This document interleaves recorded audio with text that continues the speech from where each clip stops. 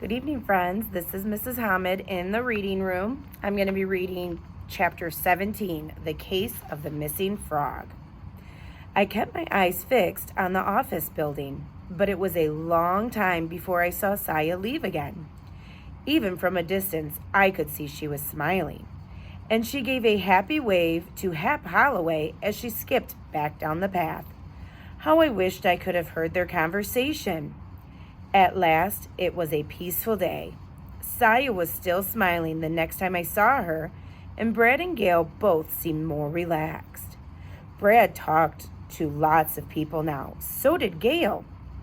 Who could have thought a couple of stickers could do that much good?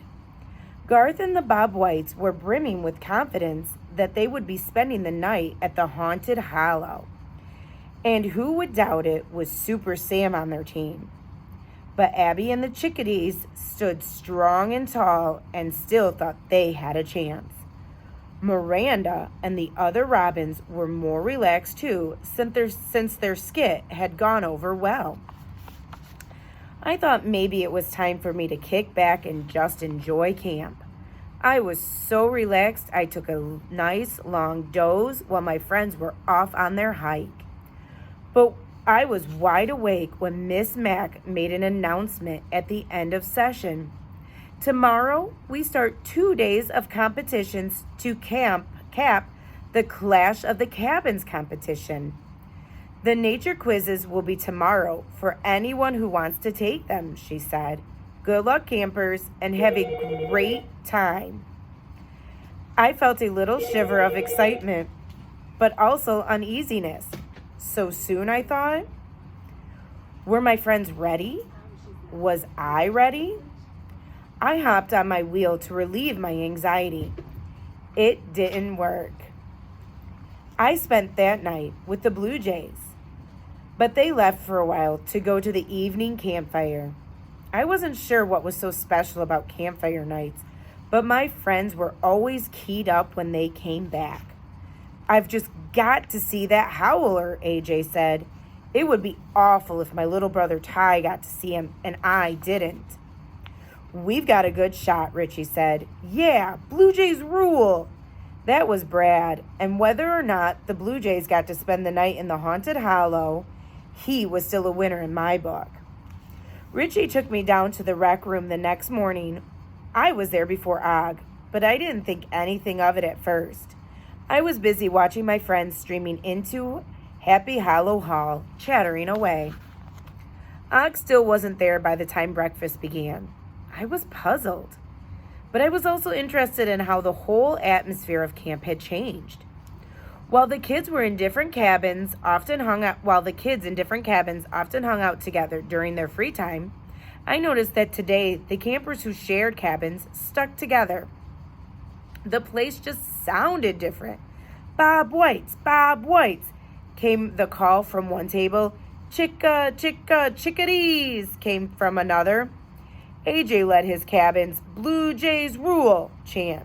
Robins, rah, rah, was followed by a lot of giggling.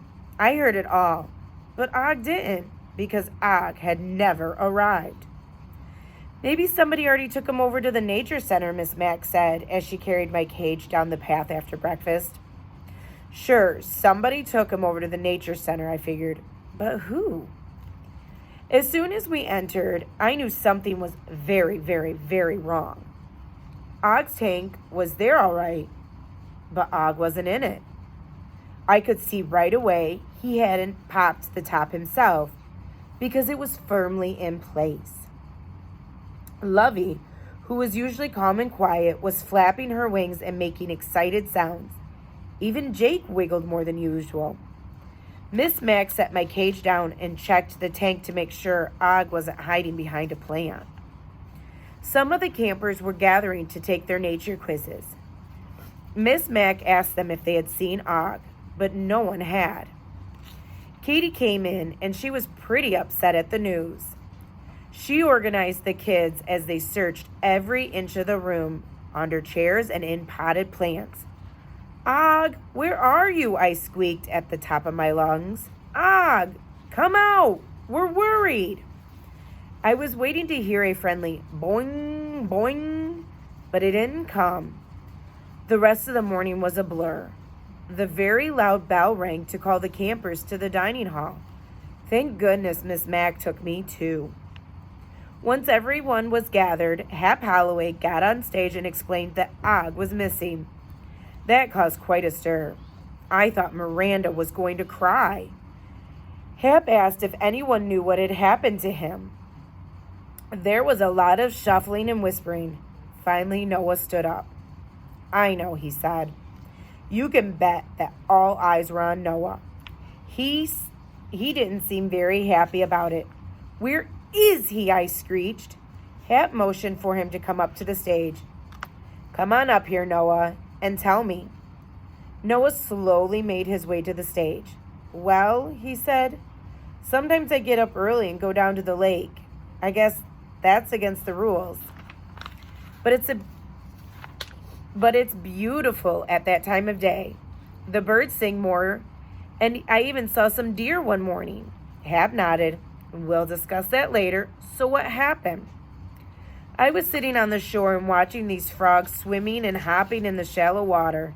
They looked so happy. I thought Og might like to meet some other frogs and play in a real lake, he explained. So I came back to our cabin and I borrowed him. Everybody was sleeping.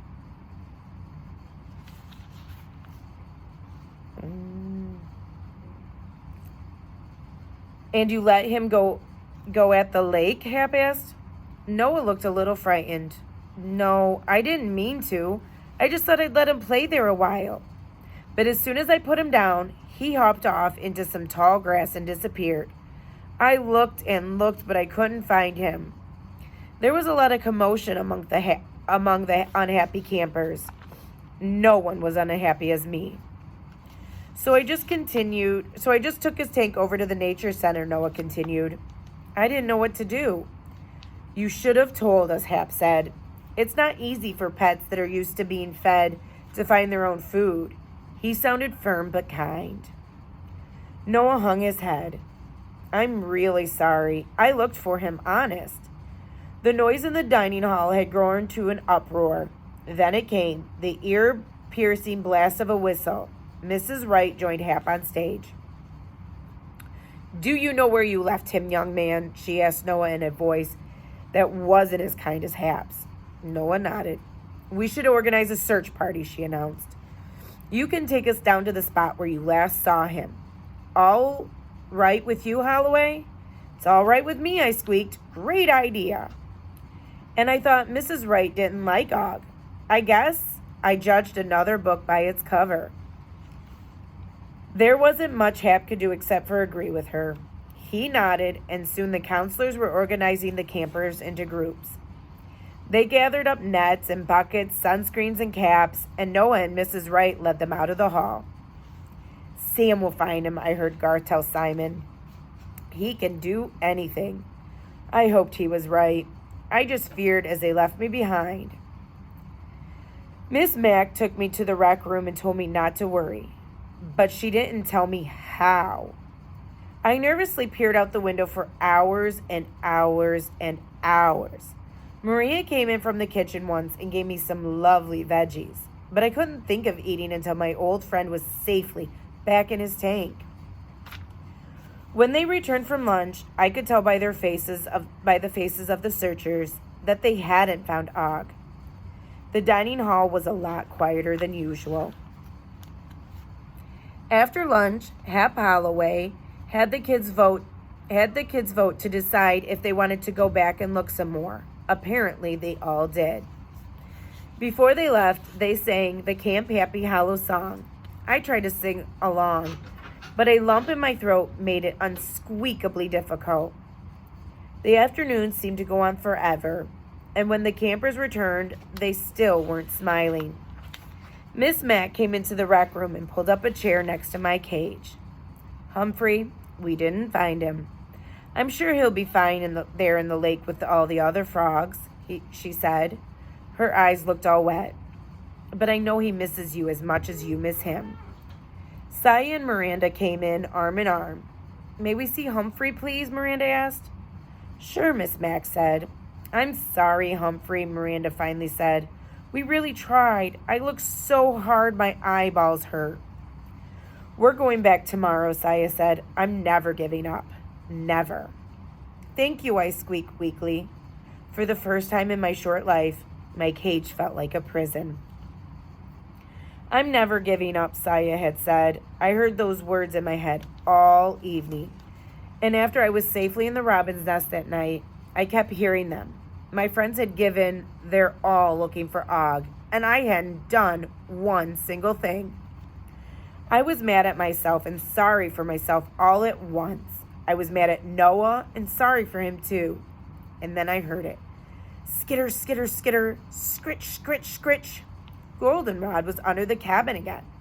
I didn't think twice about what I had to do. I slid down the table leg and found an opening between the floorboards. Goldenrod? It's Humphrey, I squeaked. Hi, Humphrey. What are you doing out of your cage? She squeaked back. I need your help, I said. I'll meet you outside. I scampered to the door. There was a nice wide opening between the bottom of the door and the floor. I easily slid through it. When I got out to the porch, I saw Goldenrod waiting in a clump of bushes. I was so excited, I probably didn't make sense, but I told her about Og and what had happened. Maybe he wants to be wild, Goldenrod said. Maybe, I agreed, but I have to know for myself. Goldenrod thought for a moment. I'll help you, but it's a long way to the lake. Oh wait, I know a shortcut. Soon I found myself following Goldenrod down the path in the moonlight. Then she veered off the path into a thick underbrush, almost like the jungle I had seen in that movie back in the library. Longfellow School seemed a million jillion miles away. I was out in the wild, like the lions and gorillas and the hooty owls. It was scary, scary, scary. It was also thrilling. Note to self, always help a friend in trouble, or at least try. Thanks for reading with me. Have a great night.